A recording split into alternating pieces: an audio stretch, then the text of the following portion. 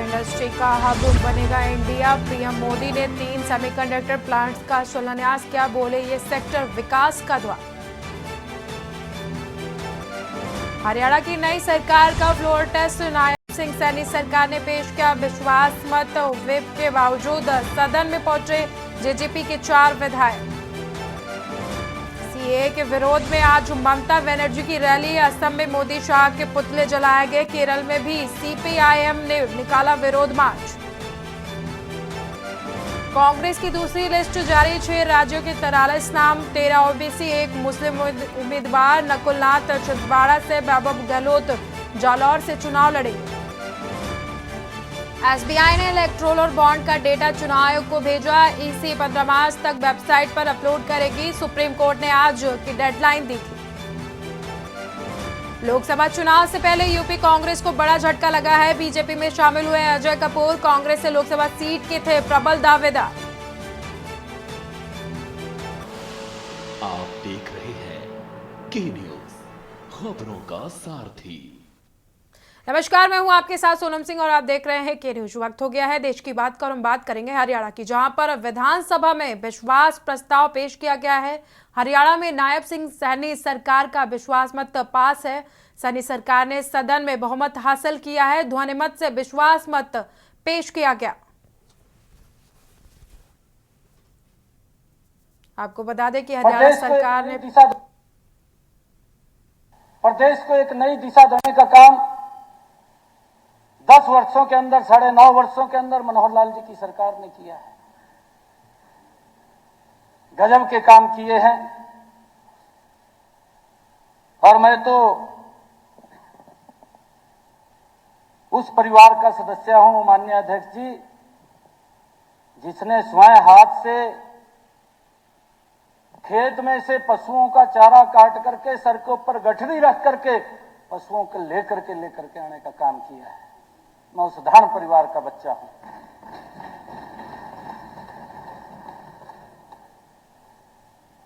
और उसी परिवार से आदरणीय मनोहर लाल जी आते हैं। और ये भारतीय जनता पार्टी है। मैं धन्यवाद करता हूं शीर्ष नेतृत्व का भी, आदरणीय मनोहर लाल जी का भी, कि जिन्होंने एक ऐसी जिम्मेवारी के ऊपर, प्रमुख जिम्मेवारी के ऊपर बैठाया है। नहीं तो निर्णय करना कठिन हो जाता है आदरणीय अध्यक्ष जी, कि मुख्यमंत्री के बाद कौन बनेगा। परिवार की तरफ सोचते हैं कि अगर कहीं जाना पड़ गया तो मेरा बेटा बनेगा। परंतु माननीय अध्यक्ष जी, ये भारतीय जनता पार्टी है। जिस मुख्यमंत्री ने अपने एक छोटे से कार्यकर्ता को ये जिम्मेवारी सौंपी है, मैं मनोहर लाल जी का धन्यवाद करता हूं।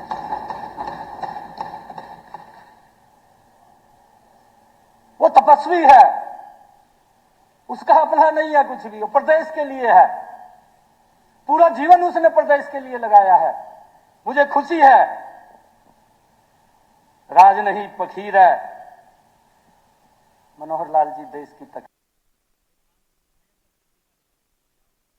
इससे बीच चंडीगढ़ से खबर सामने आ रही है। पूर्व सीएम मनोहर लाल ने विधायक पद से इस्तीफा दे दिया है। चंडीगढ़ से खबर आपको बता रहे हैं, पूर्व सीएम मनोहर लाल ने इस्तीफा सौंपा है। करनाल से विधायक थे पूर्व सीएम मनोहर लाल। पूर्व सीएम मनोहर लाल का एमएलए पद से इस्तीफा। करनाल से विधायक थे पूर्व सीएम मनोहर लाल।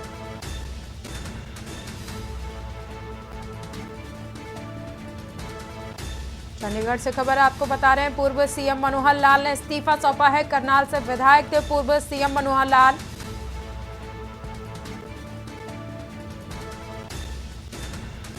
हरियाणा में सैनी सरकार के विश्वास मत प्रस्ताव के बाद में पूर्व सीएम मनोहर लाल ने विधायक पद से इस्तीफा दिया है। चंडीगढ़ से खबर आपको बता रहे हैं, पूर्व सीएम ने मनोहर लाल ने एमएलए पद से इस्तीफा दे दिया है। करनाल से विधायक थे।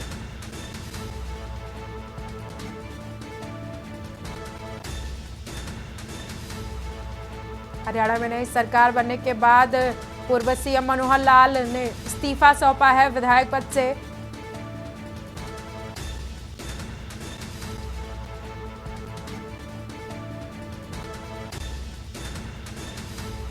पूर्व सीएम मनोहर लाल करनाल से विधायक थे, विधायक पद से इस्तीफा दिया है। हरियाणा में नई सरकार बनने के बाद पूर्व सीएम ने इस्तीफा सौंपा है।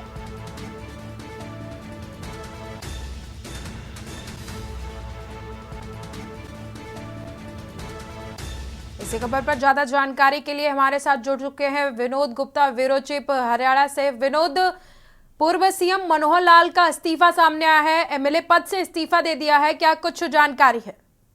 बिल्कुल, देखिए कयास लगाए जा रहे थे कि पहले हो सकता है कि नायब सिंह सैनी दोबारा से एमपी का चुनाव लगे, लोकसभा का चुनाव लड़े, परंतु कल जो घटनाक्रम हुआ और मुख्यमंत्री नायब सिंह सैनी को बना दिया गया और उसी से क्लियर साफ हो चुका था कि कहीं ना कहीं अब मनोहर लाल खट्टर को केंद्र में लेने का जो प्रोग्राम बना दिया गया, प्लान बना दिया गया, उसी के तहत जो है आज जो पहले तो ध्वनि मत से मुख्यमंत्री जो है नायब सिंह सैनी का प्रस्ताव पास होता है, उनको बहुमत मिलता है। उसके तुरंत बाद जो है पूर्व मुख्यमंत्री मनोहर लाल खट्टर इस्तीफा देते हैं अपने करनाल विधानसभा क्षेत्र से। तो कहीं ना कहीं रास्ता साफ है कि करनाल लोकसभा जो क्षेत्र है या सॉरी कुरुक्षेत्र जो लोकसभा क्षेत्र है वहां से अब चुनाव जो लड़ेंगे वो मनोहर लाल खट्टर लड़ेंगे। जी, कुल मिलाकर पूर्व सीएम को लोकसभा का प्रत्याशी बनाए जाने को लेकर यह रणनीति तैयार की गई है। बहुत बहुत शुक्रिया आपका हमारे साथ जुड़ने के लिए।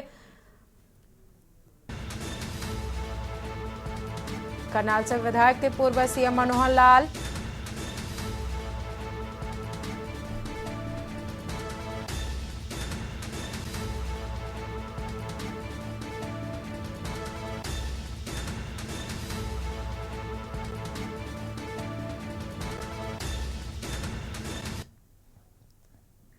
लोकसभा चुनाव से पहले यूपी कांग्रेस को बड़ा झटका लगा है। बीजेपी में शामिल हुए हैं अजय कपूर।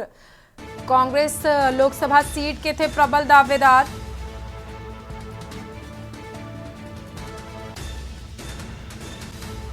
लोकसभा चुनाव में बीजेपी से टिकट मिलने की संभावना जताई जा रही है।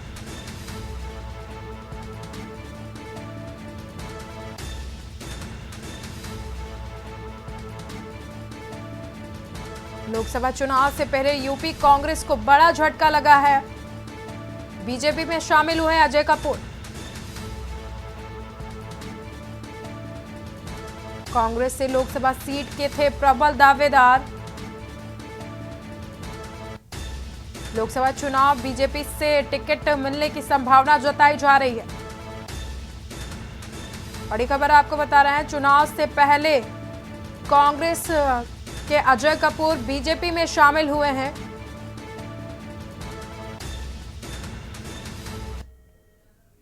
कांग्रेस के राष्ट्रीय सचिव रहे अजय कपूर। बिहार के सहप्रभारी और 3 बार के विधायक रह चुके हैं अजय कपूर। दिल्ली भाजपा मुख्यालय में अजय कपूर ने ली है सदस्यता। विनोद तावड़े और अनिल बलूनी ने दिलाई बीजेपी की सदस्यता। कांग्रेस के कद्दावर नेताओं की लिस्ट में आते हैं अजय कपूर। कांग्रेस के टिकट पर लोकसभा के उम्मीदवार थे अजय कपूर। कांग्रेस के टिकट पर लोकसभा के उम्मीदवार बताया जा रहा था अजय कपूर। कांग्रेस के राष्ट्रीय सचिव रहे हैं अजय कपूर। बिहार के सहप्रभारी और 3 बार के विधायक रह चुके हैं अजय कपूर।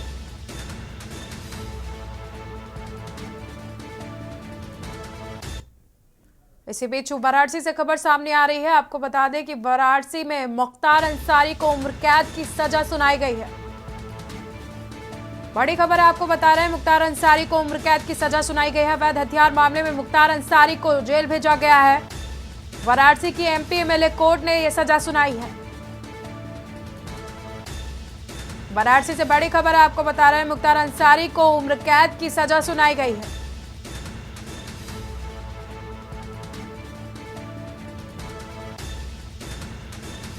अवैध हथियार मामले में मुख्तार अंसारी को सजा सुनाई गई है। वाराणसी की एमपी एमएलए कोर्ट ने सजा सुनाई है।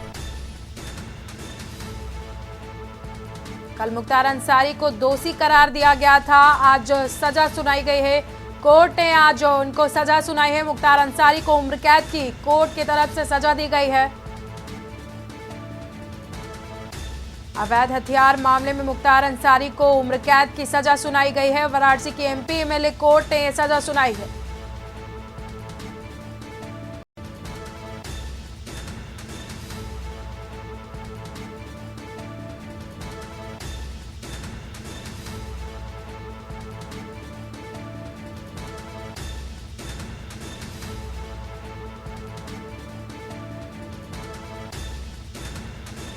वाराणसी से खबर आपको बता रहे हैं, एमपी एमएलए कोर्ट ने मुख्तार अंसारी को सजा सुनाई है। कल मुख्तार अंसारी को दोषी करार दिया गया था। आज एमपी एमएलए कोर्ट ने उम्र कैद की सजा मुख्तार अंसारी को सुनाई है। अवैध हथियार मामले में मुख्तार अंसारी को उम्र कैद की सजा हुई है।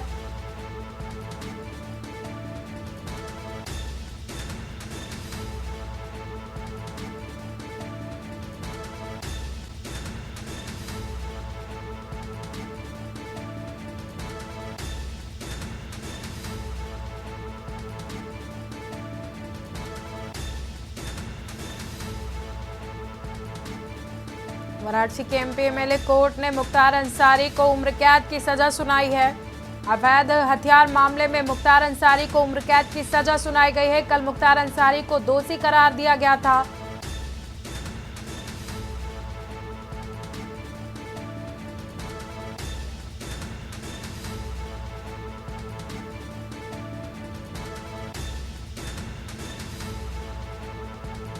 इसी खबर पर ज्यादा जानकारी के लिए हमारे साथ जुड़ चुके हैं विकी डे। विकी, आज मुख्तार अंसारी को उम्र कैद की सजा सुनाई गई है, क्या कुछ पूरा मामला है?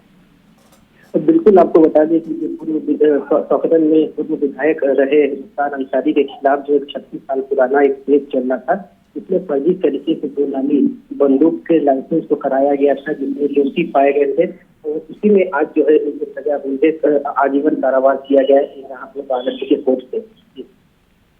विकी, उम्र कैद की सजा सुनाई गई है, जिसके बाद मुख्तार अंसारी के जो जानने वाले हैं या उनके परिजन हैं, उनका क्या कहना है इस सजा को लेकर के? आखिरकार क्यों उम्र कैद की ही सजा सुनाई गई?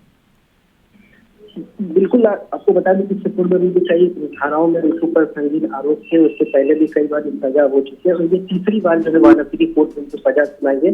और वहीं उसके पक्ष रखते थे वो शिवराज त्रिपाठी है, वो अधिवक्ता, उनका कहना था कि इनको फर्जी तरीके से फंसाया गया है। उस समय ये जो 20 से 22 साल की इनकी उम्र थी और ये उसमें सम्मिलित नहीं थे, लेकिन इसमें जो दोषी पाए गए हैं कोर्ट द्वारा, जो गवाह थे उसमें उनके द्वारा गवाही के दौरान इनको दोषी पाया गया कि जिन्होंने फर्जी तरीके से डॉक्यूमेंट देकर फर्जी साइन करा के लाइसेंस लिया था, उसी में जो है इनको आज वाराणसी कोर्ट से आजीवन कारावास और उम्र कैद की सजा सुनाई गई थी। कोर्ट में इनके जो अधिवक्ता थे उनकी तरफ से क्या कुछ दलीलें पेश की गई? बिल्कुल, आपको बता दें कि कोर्ट में जो इनके अधिवक्ता थे उनकी तरफ से ये कहा गया कि इनका जो तकरीबन जो 36 साल पहले भी केस दर्ज हुआ था, नामजद किया गया था, उस समय इनकी उम्र जो है 20 से 22 वर्ष थी और उस समय ये उसमें नहीं थे सम्मिलित। और जो इस समय जो आपको बता दें, वही दूसरी तरफ जो इनके खेलने के कुछ विपक्षी दल है, उन्होंने मुख्तार अंसारी का भी जो कहना था, उन्होंने कहा कि चुनाव को देखते हुए मुझे फंसाया जा रहा है और मैं उसमें सम्मिलित नहीं था। लेकिन वही दूसरी तरफ बात करें, जिसमें अभिजीवन पक्ष की ओर से जो प्रदेश मुख्य सचिव आलोक रंजन रहे, पूर्व डीजीपी देवराज नागर रहे, उनके समेत 10 गवाहों को बयान को दर्ज कराया गया था, जिसमें इनसे ये पाए गए थे दोषी, जिनको फर्जी तरीके से इन्होंने साइन करा के फर्जी लाइसेंस दुनाली जो लिया था, उसमें मृत्यु हो जाने के कारण, आपको बता दें एक गौरी शंकर श्रीवास्तव जी थे, उनकी मृत्यु हो जाने के कारण उनके विरुद्ध जो मुकदमा था 18 अगस्त 2021 को समाप्त कर दिया गया था। लेकिन इस मामले में विजयन पक्ष की ओर से जो प्रदेश के पूर्व सचिव थे आलोक रंजन और 10 गवाहों उनके साथ दर्ज कराया गया था उनके साथ के, जिसमें आज जो है इनको आजीवन कारावास दोषी पाते हुए करार दिया गया है। जैसा कि विक्की आपने बताया कि एक व्यक्ति की मौत हो जाने के बाद जो गवाह के तौर पर थे, उसके बाद ये मुकदमा जो है वो बंद कर दिया गया था। ऐसी क्या वजह रही कि दोबारा से इस मुकदमे को रीओपन किया गया और अब सजा हुई है? बिल्कुल, आपको बता दें मुख्तार अंसारी के पहले भी कई केस थे। अब जो उनके मुख्य सचिव थे उन्होंने दोबारा इस केस रीओपन कराया। उनका कहना था कि जो इसमें जो गवाह थे उसमें इनके लोग की मृत्यु हो जाने के कारण इनको दोबारा हो जाना चाहिए, सुनना चाहिए। इस पे डीजीपी भी गवाही दे चुके थे। इस मामले में सुनवाई के दौरान पूर्व मुख्य सचिव डीजीपी का बयान था कि मुख्तार अंसारी के असलहे के लाइसेंस में अपना हस्ताक्षर न होने से उन्होंने इनकार किया था और इन्होंने दोबारा इसको रिओपन कराया था, जिसमें जो सारे जो साक्ष्य पाए गए थे इनके विरुद्ध थे, मुख्तार अंसारी के विरुद्ध, जिसमें आज कोर्ट में बहुत बहुत शुक्रिया आपका विक्की, हमारे साथ जुड़ने के लिए, अपनी जानकारी को दर्शकों तक पहुंचाने के लिए। अवैध हथियार मामले में मुख्तार अंसारी को उम्र कैद की सजा सुनाई गई है। वाराणसी के एमपी एमएलए कोर्ट ने सजा सुनाई है। वक्त हो गया एक छोटे से ब्रेक का। आप देख रहे हैं के न्यूज, खबरों का सारथी। ब्रेक के बाद स्वागत है। इसी बीच बड़ी खबर सामने आ रही है। कांग्रेस के अजय कपूर बीजेपी में शामिल हुए। कांग्रेस के राष्ट्रीय सचिव रहे हैं अजय कपूर। बिहार के सह प्रभारी और 3 बार के विधायक रह चुके हैं अजय कपूर। दिल्ली भाजपा मुख्यालय में अजय कपूर ने सदस्यता ग्रहण की है। विनोद तावड़े और अनिल बलूनी ने सदस्यता ग्रहण करवाई है। कांग्रेस के कद्दावर नेताओं की लिस्ट में आते हैं अजय कपूर। कांग्रेस के टिकट पर लोकसभा के उम्मीदवार बताए जा रहे थे अजय कपूर। बड़ी खबर आपको बता रहे हैं, कांग्रेस के राष्ट्रीय सचिव रहे अजय कपूर बीजेपी में शामिल हुए हैं। बिहार के सह प्रभारी और 3 बार के विधायक रह चुके हैं अजय कपूर।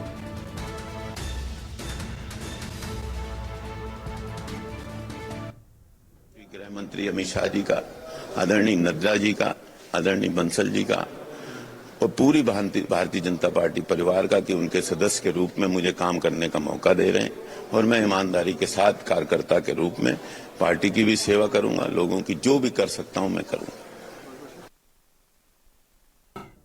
अच्छा कार्य किया है अजय भैया ने। देश को मोदी जी की बहुत जरूरत है, तो जो अजय भाई ने कार्य किया है वो बहुत अच्छा कार्य किया है और मोदी जी ही देश को इस समय आगे बढ़ा रहे हैं और पूरे विश्व में जो भारत की परचम लहरा रहा है वो मोदी जी के कारण लहरा रहा है। तो मोदी जी एक देव पुरुष हैं और ये सदियों में आते हैं इस तरीके के लोग, तो हम लोगों को मोदी जी के साथ रहना चाहिए और अजय भाई ने जो कार्य किया वो बहुत अच्छा कार्य किया। उनके समर्थक है वो जो अब लोकसभा चुनाव की बात कर रहे हैं कि बीजेपी से उन्हें टिकट देना चाहिए, क्या मानते हैं? क्या नहीं, इसके बारे में मुझे कोई भी मालूम नहीं है। मैंने भी टीवी में ही देखा है कि वो भाजपा में शामिल हुए हैं, तो मैं इसका बहुत बहुत स्वागत कर रहा हूँ।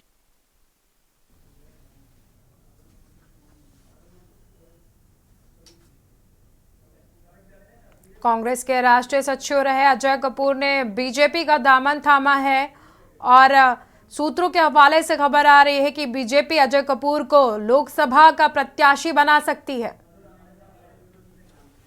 इसी खबर पर ज्यादा जानकारी के लिए हमारे साथ जुड़ चुके हैं मधुर मोहन, ब्यूरो चीफ कानपुर से।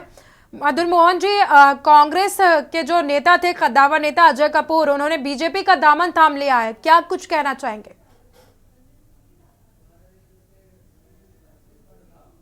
कांग्रेस के विधायक हुआ करते थे, राष्ट्रीय महासचिव हुआ करते थे, लेकिन अब उन्होंने आज 12 साढ़े 12 बजे बीजेपी ने दामन थाम लिया है।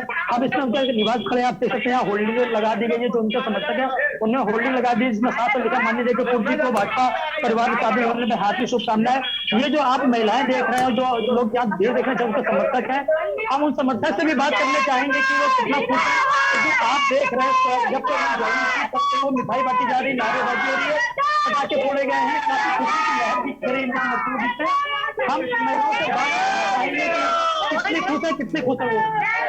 अजय कपूर जी बीजेपी में शामिल लोग हैं, आप लोग समर्थक उनके कांग्रेस के हैं, कार्यकर्ता, कितना खुश है आप लोग? हम बहुत खुश हैं। कांग्रेस रिलेटेड काम जो मोदी ने किया है कोई नहीं कर सकता। अजय कपूर भाजपा में जो हमको लोग को बहुत खुशी है, आज से ज्यादा खुशी हुई है। मोदी ने हम लोग को बहुत से ऐसे काम किए हैं जिससे हम लोग खुश हैं। अजय कपूर गए मुझसे जगह। किस तरीके से आप लोग खुशियां मना रहे हैं यहाँ पे उनके निवास पे? हम लोग ढोल बजा के, लड्डू बांट के और संगीत और मंदिरों में कीर्तन करके के आज हमारा भाई अजय कपूर शामिल हो गया भाजपा। बहुत ज्यादा खुशी है। लोकसभा चुनाव है, लोकसभा चुनाव पहले एक कांग्रेस बड़ा झटका लगा है, आप लोग कांग्रेस से चार करता है, लेकिन अब बीजेपी शामिल हो गया। क्या लगता है टिकट उनको मिलनी चाहिए बीजेपी से? मिलनी चाहिए, हम लोगों की मांग है कि बीजेपी से उनको टिकट मिलनी चाहिए। काम करने वाले लड़के हैं, गरीबों के मसीहा हैं और गरीबों के जितना ध्यान सर्वहारा शहर है और औद्योगिक शहर है। अगर अजय कपूर को टिकट मिलता है तो भारतीय जनता पार्टी बहुत मजबूत होगी और आगे भी मजबूत होगी। और आने वाले समय में वही मैं ये अपील करता हूँ भारतीय जनता पार्टी के राष्ट्रीय अध्यक्ष जी से और माननीय देश के प्रधानमंत्री मोदी जी से कि हमारे लोकप्रिय जनप्रिय गरीबों के मसला को माननीय अजय कपूर टिकट दिया जाए ताकि कानपुर और आपने देखा मदन मोहन जी, कांग्रेस के जो नेता हैं अजय कपूर जी, वो अब बीजेपी में शामिल हो चुके हैं, तो उनके जो 7 लोग जुड़े हुए थे, उनके परिवार के लोग, उनके साथ जो कार्यकर्ता जुड़े हुए थे कांग्रेस की, क्या वो भी बीजेपी की तरफ जाएंगे अब? जी बिल्कुल, जो अब से उन्होंने व्यक्तिगत हाथ थामा है और हम लोग दामन थामा है और उनका बाहर खड़े घर के, और जो कार्यकर्ता उनका कहना है कि हाँ अजय भैया जाएंगे वहाँ हम जाएंगे, क्योंकि उनको अपना नेता मानते हैं, उनको अपना बड़ा भाई मानते हैं। जो यहाँ महिला है वो उनका बड़ा भाई उनको कहता है जहाँ मेरे अजय भैया जाएंगे वहाँ हम सब लोग जाएंगे। और यहाँ जो कार्यकर्ता उनका एक कहना और है कि बीजेपी के जो शीर्ष नेता है मोदी जी, उसके साथ हाथ जोड़ विनती कर रहे हैं कि अपने नेता को टिकट दे और कानपुर का और विकास करवाएंगे वो। जी बहुत बहुत शुक्रिया आपका मदन मोहन जी, हमारे साथ जुड़ने के लिए, अपनी जानकारी को दर्शकों तक पहुंचाने के लिए। कांग्रेस नेता अजय कपूर बीजेपी में शामिल हुए हैं।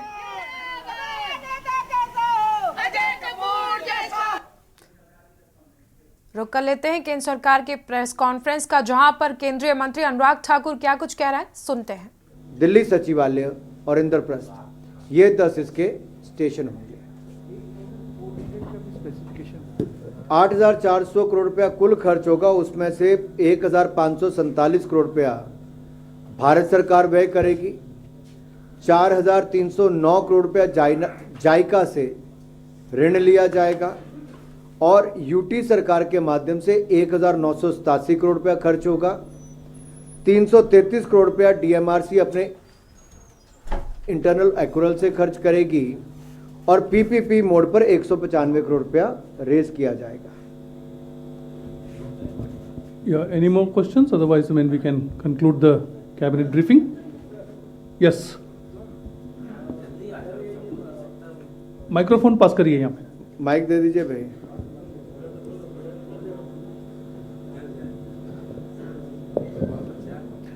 अनुराग जी, अब ये जो कैबिनेट की बैठक हुई है, क्या माना जा सकता है कि चुनाव की घोषणा से पहले ये आखिरी कैबिनेट है या इस बीच में देश हित में और भी फैसले लेने के लिए कैबिनेट की बैठकें होती रहेगी? आप सब लोग बहुत अनुभवी पत्रकार भी हैं और मीडिया के चैनल से मैं कहना चाहता हूं, कैबिनेट मीटिंग पर आचार संहिता की क्या रोक है? सरकार तो कॉन्टिन्यूटी में होती है और ऐसी कोई कन्वेंशन नहीं है कि भाई कैबिनेट मीटिंग नहीं होगी। देश हित में कोई निर्णय करने होते हैं तो होते हैं। सरकार की टर्म जो है या लोकसभा की भी वो 31 मई तक है।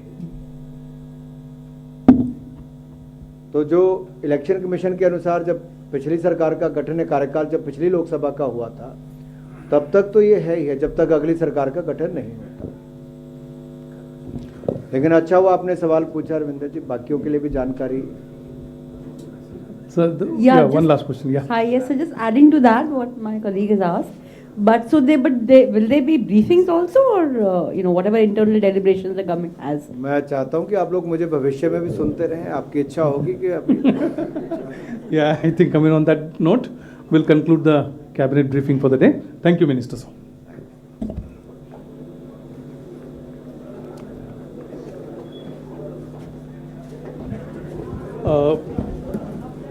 तो आप सभी ने सुना केंद्रीय मंत्री अनुराग ठाकुर को, लेकिन उससे पहले लेते हैं एक छोटा सा ब्रेक। आप देख रहे हैं के न्यूज, खबरों का सारथी। ब्रेक के बाद स्वागत है आप सभी का। रुक करेंगे खबर आपको बरेली से बता रहे हैं, जहां पर मौलाना तौकीर रजा की पेशी का मामला है। 19 तारीख को कोर्ट में होगी पेशी। तौकीर रजा पेशी में जाएंगे, एसएसपी बरेली कराएंगे मौलाना तौकीर रजा की पेशी। आपको बता दें कि एसएसपी गुले सुशील चंद्रभान कोर्ट का आदेश दिया गया है। एसएसपी को गिरफ्तार कर कोर्ट में पेश कराने के आदेश दिए गए हैं। मौलाना तौकीर रजा का कोर्ट में पेश होने का मामला सामने आया है। मौलाना तौकीर रजा के खिलाफ जारी किया गया है एनबीडब्ल्यू वारंट। 2010 के दंगे का मास्टरमाइंड मौलाना तौकीर रजा को बताया गया।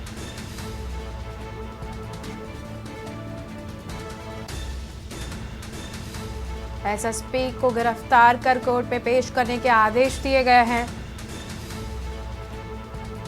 मौलाना तौकीर रजा का कोर्ट में पेश होने का मामला। मौलाना तौकीर रजा के खिलाफ जारी किया गया है एनबीडब्ल्यू वारंट।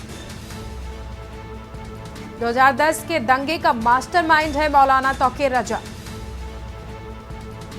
बरेली से खबर आपको बता रहे हैं, मौलाना तौकीर रजा की पेश का मामला 19 तारीख को कोर्ट में पेशी होगी तौकीर रजा की। एसएसपी बरेली कराएंगे मौलाना तौकीर रजा की पेशी। एसएसपी गुलेशील चंद्रभान को कोर्ट का आदेश। एसएसपी को गिरफ्तार कर कोर्ट में पेश कराने के आदेश दिए गए हैं। कोर्ट ने यह आदेश जारी किया है। मौलाना तौकीर रजा को गिरफ्तार कर कोर्ट में पेश करने के आदेश जारी किए गए हैं। मौलाना तौकीर के खिलाफ जारी किया गया है एनबीडब्ल्यू। वक्त हो गया एक छोटे से ब्रेक का। आप देख रहे हैं के न्यूज, खबरों का सारथी। ब्रेक के बाद स्वागत है आप सभी का देश की बात में, और बात करेंगे प्रधानमंत्री नरेंद्र मोदी की। प्रधानमंत्री नरेंद्र मोदी मंगलवार को 30 से अधिक देशों के प्रतिनिधियों के साथ जैसलमेर के पोखरण फील्ड फायरिंग रेंज में भारत शक्ति अभ्यास के साक्षी बने। यह अभ्यास स्वदेशी हथियारों की मारक क्षमता और तीनों रक्षा बलों की परिचालन तत्परता को प्रदर्शित कर रहा है। इस दौरान संबोधित करते हुए पीएम मोदी ने कहा कि आज हमारा पोखरण एक बार फिर से भारत की आत्मनिर्भरता पर और भारत के आत्मविश्वास और भारत के आत्म गौरव की त्रिवेणी का साक्षी बना है। उन्होंने कहा कि यही पोखरण है जो भारत की परमाणु शक्ति का साक्षी रहा है, और यही हम आज स्वदेशीकरण से सशक्तिकरण का दम भी देख रहे हैं। देखें रिपोर्ट।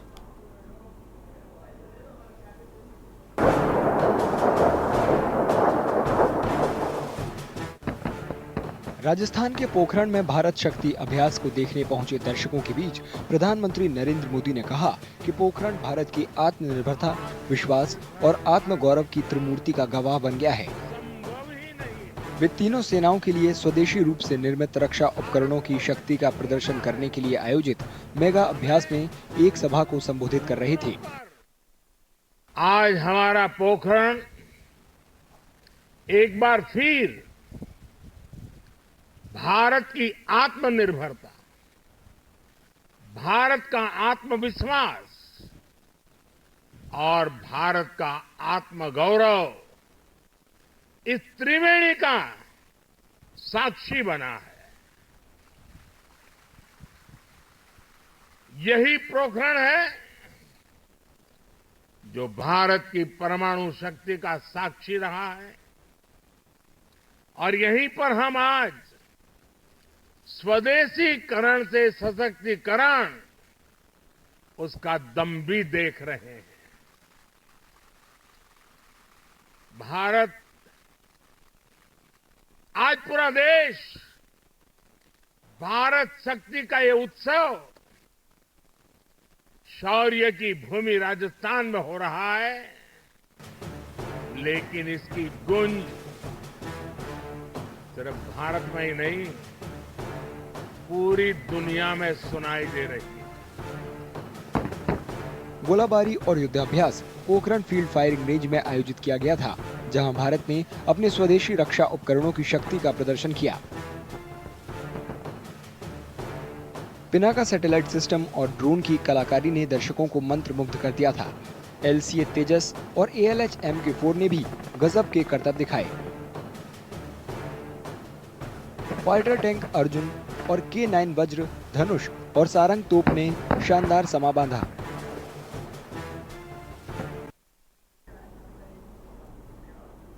इसी बीच रुख कर लेते हैं बरेली का, जहां पर सीएम योगी आदित्यनाथ ने बरेली को बड़ी सौगात दी है। आपको सुनाते हैं क्या कुछ कह रहा है। उत्तर प्रदेश एक प्रगतिशील प्रदेश जो माननीय मुख्यमंत्री महोदय के सक्षम नेतृत्व से बुलंदियों के शिखर से विकास का उद्घोष करा, और इसी के साथ लगभग 64 करोड़ योजनाओं का भी शुभारंभ करेंगे माननीय मुख्यमंत्री महोदय जी अपने शुभ कर कमलों से, जो कि 328.43 करोड़ की परियोजनाएं। और अब हम आगे बढ़ते हैं। आप सबकी शुभकामना रूपी तालियां आनी चाहिए जोरदार विकास की एक मजबूत कड़ी 328 सीएम योगी आदित्यनाथ ने बरेली को 364 करोड़ के जो है विकास परियोजनाओं की सौगात दी है। मुख्यमंत्री महोदय जी ने बहुत बहुत धन्यवाद माननीय। और अब मैं बहुत ही आदर के साथ सादर आमंत्रित कर रही हूँ माननीय सांसद बरेली माननीय संतोष कुमार गंगवार जी को अपने उद्बोधन के। धन्यवाद। आप तस्वीरों में देख सकते हैं कि मुख्यमंत्री योगी आदित्यनाथ जो हैं वो वहां पर मौजूद अधिकारियों के साथ बातचीत कर रहे हैं और उन्होंने बरेली को बड़ी सौगात दी है। आप इन तस्वीरों में देख सकते हैं कि वो जो की है उसको देते हुए दिखाई दे रहे हैं। किया गया, बहुत बहुत बधाई आपको। और अब श्री सुनील सिन्हा न्यू राजीव इनक्लेव सदर बरेली आपको चेक वितरित करेंगे। प्रधानमंत्री सूक्ष्म खाद्य उद्योग के तहत मुख्यमंत्री योगी आदित्यनाथ लाभान्वितों को चेक सौंपते हुए देखे जा रहा है। इन तस्वीरों में आप देख सकते हैं आयुष्मान भारत प्रधानमंत्री जन आरोग्य योजना के अंतर्गत आयुष्मान कार्ड, श्री वीरपाल जी मुद्रा ऋण योजना के अंतर्गत प्रमाण पत्र, कुमारी साक्षी मिश्रा 46 मिनी बाईपास बालाजी धाम, मुख्यमंत्री बाल सेवा योजना कोविड के अंतर्गत लैपटॉप आपको वितरित किया जा रहा है। बहुत बहुत बधाई, बहुत बहुत धन्यवाद सभी लाभार्थियों को इन जन कल्याणकारी लाभकारी योजनाओं के तहत। बहुत बहुत धन्यवाद। इन तस्वीरों में आपने देखा कि सीएम योगी आदित्यनाथ ने जो लाभार्थी थे जन कल्याण योजनाओं के उनको उन्होंने सम्मानित किया है, उनको उन्होंने चेक सौंपे हैं। इसके साथ ही जो सर्टिफिकेट्स हैं उनको भी मुख्यमंत्री योगी आदित्यनाथ ने लाभार्थियों को सौंपे हैं। हमारा परम सौभाग्य है। बहुत ही आदर के साथ आपसे अनुरोध कि अपने आशीर्वचनों से हम सभी को अनुग्रहित करने की कृपा करें। जोरदार तालियों के साथ।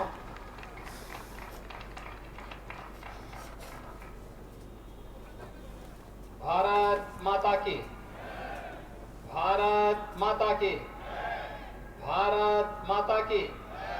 वंदे वंदे वंदे। बरेली जनपद की 328 करोड़ रुपए से अधिक की परियोजनाओं के लोकार्पण और शिलान्यास के आज के इस कार्यक्रम में मंच पर उपस्थित प्रदेश सरकार में मंत्रिमंडल के मेरे वरिष्ठ सहयोगी, प्रदेश के लोक निर्माण मंत्री श्री जितिन प्रसाद जी, प्रदेश सरकार के वन एवं पर्यावरण मंत्री डॉक्टर अरुण कुमार जी, लोकप्रिय सांसद श्री संतोष कुमार गंगवार जी, महापौर श्री उमेश गौतम जी, जिला पंचायत के अध्यक्ष श्रीमती रश्मि पटेल जी, विधान परिषद के माननीय सदस्य कुंवर महाराज सिंह जी, माननीय विधायकगण डॉक्टर टीसी वर्मा जी, प्रोफेसर श्याम बिहारी लाल जी, श्री संजीव अग्रवाल जी, डॉक्टर MP आर्य जी, डॉक्टर राघवेंद्र शर्मा जी, पूर्व विधायक श्री बहोरन लाल मौर्य जी, पूर्व मंत्री श्री छत्रपाल गंगवार जी, जिलाध्यक्ष पवन शर्मा जी, महानगर अध्यक्ष अधीर सक्सेना जी, जिलाध्यक्ष आदेश आंवला श्री आदेश प्रताप सिंह जी, क्षेत्रीय अध्यक्ष श्री ध्रुव विजय सिंह साक्य जी, भारतीय जनता पार्टी के हमारे सभी पदाधिकारीगण, सभी माननीय जनप्रतिनिधिगण और भारी संख्या में उपस्थित बरेली के मेरे सभी उपस्थित बहनों और भाइयों, आज बरेली की चिर प्रतीक्षित मांग पूरी हुई है। जब हम लोगों ने बरेली में एक साथ बरेली की ढेर सारी परियोजनाओं का लोकार्पण किया जा रहा है और जिसमें कोतवाली से कोहड़ा पीर दो लेन की ऊपरगामी सेतु का लोकार्पण का कार्यक्रम भी अभी यहां पर संपन्न हुआ है। इसके लिए बरेली जनपद के आप सभी बंधुओं को मैं हृदय से बधाई देता हूं। अपने सहयोगी मंत्री जितिन प्रसाद जी को रुचि लेने के लिए कि समय से उन्होंने इस कार्य को पूरा किया, इसके लिए धन्यवाद भी देता हूं। और यहां के उन सभी उद्यमियों और व्यापारियों का भी अभिनंदन करता हूं जिन्होंने इस उपरिगामी सेतु को, लगभग 1 किलोमीटर लंबे उपरिगामी सेतु को पूरा करने के लिए अपना पूरा सकारात्मक योगदान दिया है। उन सबको भी मैं हृदय से धन्यवाद देते हुए आप सबके प्रति अपनी शुभकामनाएं देता हूं। बहनों और भाइयों, आज इसके साथ ही बरेली का आईटी पार्क का शिलान्यास का कार्यक्रम भी आज यहां पर हो रहा है। अब बरेली कभी जाना जाता था अपने झुमकों के लिए, और मुझे लगता है कि हर व्यक्ति आता था तो किसी को पता ही नहीं होता था कि कहां है झुमका। लेकिन अब यहां फ्लाईओवर के लिए और आईटी पार्क के लिए हमारा बरेली जाना जाएगा। बरेली की एक नई पहचान हो रही है। और मैं तो कभी कभी देख के ताज्जुब करता हूं, हमारे जितने विधायक हैं, सांसद हैं, वह किसी न किसी विधा के विशेषज्ञ हैं। कोई डॉक्टर है, कोई पशु डॉक्टर है, कोई प्रोफेसर है, कोई बैंकर्स है, कोई किसी न किसी फील्ड का विशेषज्ञ है। और विशेषज्ञ होने के साथ ही अपनी इस विशेषज्ञता का लाभ पूरे प्रदेश को दे रहा है। इतना भारी पोटेंशियल होने के बाद भी बरेली उपेक्षित पड़ा हुआ था। लेकिन आज मुझे प्रसन्नता है कि आपकी चिर प्रतीक्षित मांग आज पूरी हो रही है, और इसको पूरा करने के लिए यहां के जनप्रतिनिधियों का मुझे बार बार दबाव आ रहा था। एक बार केवल आधे घंटे के लिए सही, मैंने कहा आऊंगा तो समय तो पूरा ही लगता है, लेकिन आधा घंटा पूर्व में, जो पौन घंटा पूर्व जरूर आपके कार्यक्रम में आ गया। यानी मुझे यहां पे पहुंचना था लगभग 3:30 बजे के बाद, लगभग 4 बजे के आसपास मुझे यहां पहुंचना था, और मैं 3 बजे ही आपके यहां पहुंच गया। और उस सब के बावजूद आप पूरी तरह भर गए थे यहां पे। मैं देख रहा था जनता जनार्दन, मैं सोच रहा था मैं यही ये कह करके आया था कि लगता है बरेली जा रहा हूं तो मंच पे मैं अकेले ही रहूंगा। लेकिन मैं देख करके ताज्जुब कर रहा था कि मुझसे भी पहले आप सभी यहां पर पहुंच गए। मैं इसके लिए आपका हृदय से अभिनंदन करता हूं, आभार भी व्यक्त करता हूं। बहनों और भाइयों, देश बदल चुका है।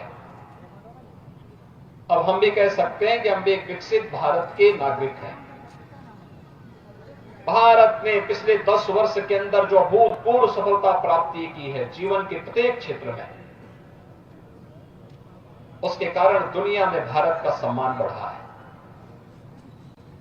पूरी दुनिया आज भारत की तरफ आशा भरी निगाहों से देख रही है। दुनिया के अंदर कहीं कोई क्राइसिस आती है, कहीं कोई संकट आता है, लोग आशा भरी निगाहों की ओर से, आंख से आशा भरी निगाहें दुनिया की भारत की ओर जाती है।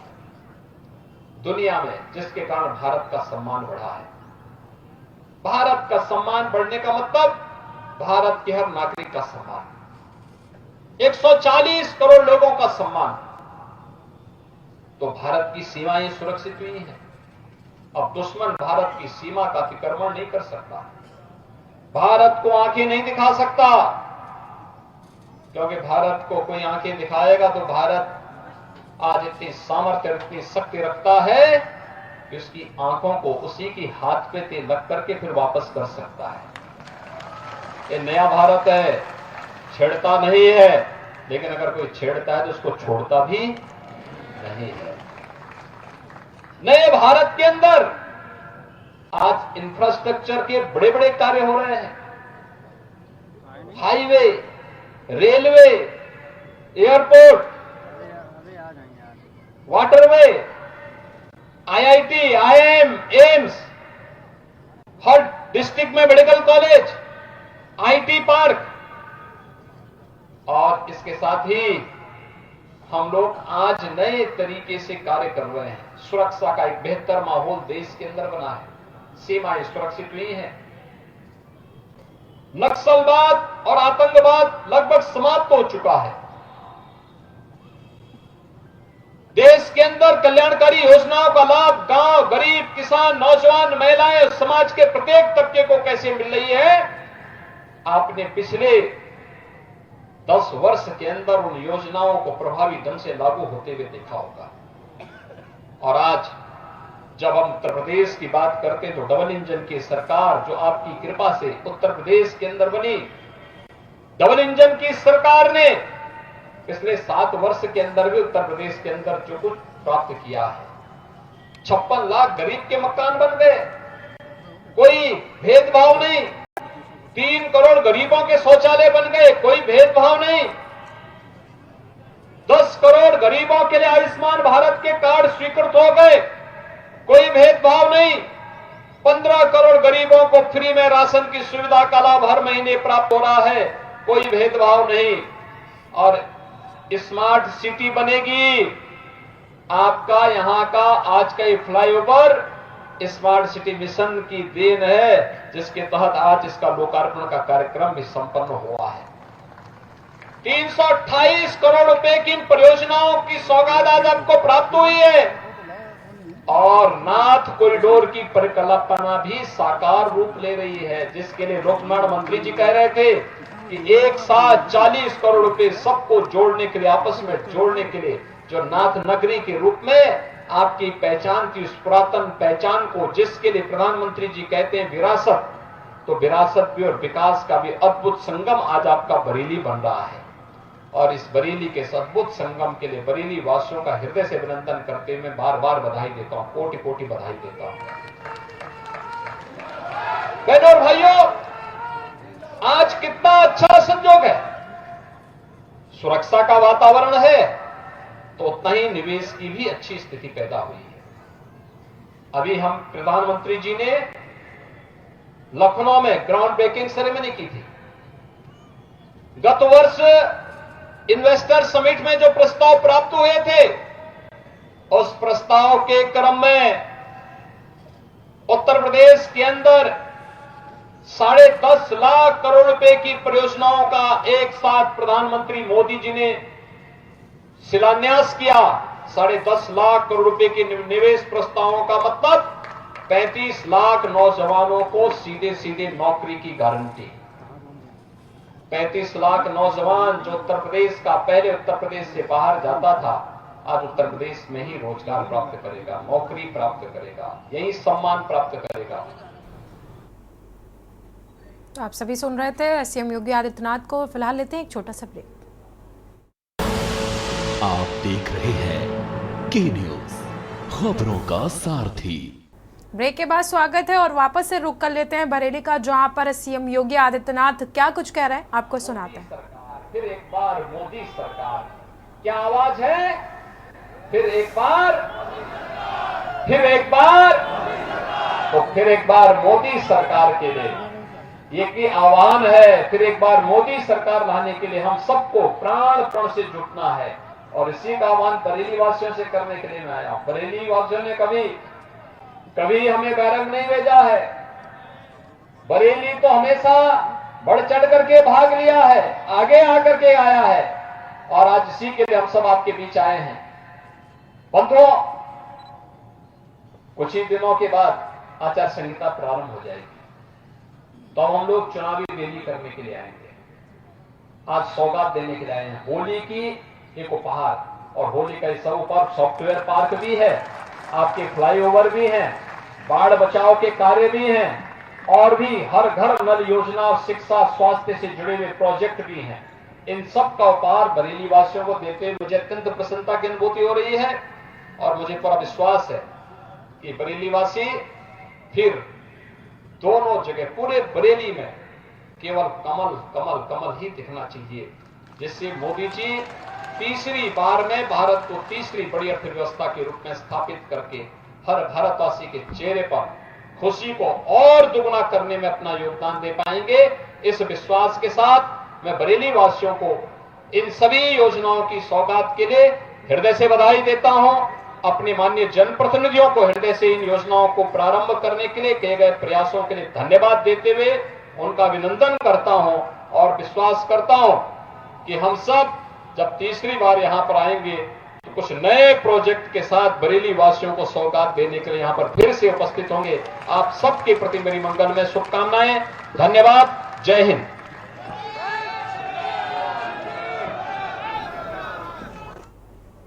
तो आप सभी ने सीएम योगी आदित्यनाथ को सुना, जिन्होंने बरेली को 328 करोड़ की विकास परियोजनाओं की सौगात दी है। इसी के साथ इस बुलेटिन में इतना ही। देखते रहिए के न्यूज।